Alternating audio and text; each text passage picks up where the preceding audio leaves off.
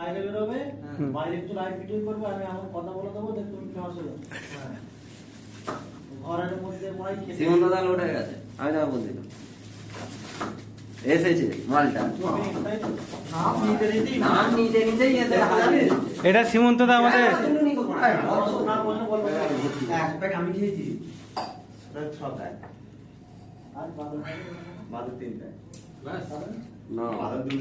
এবার আস্তে আস্তে ওপর থেকে তুলে তুলে যেরকম ঢালাই ঢালাই মশলা মাখে ওরকম চাপা দাও, থকথকে হবে, সাইড দিয়ে মাল বেরোতে শুরু করবে, তারপরে মারতে শুরু করবে।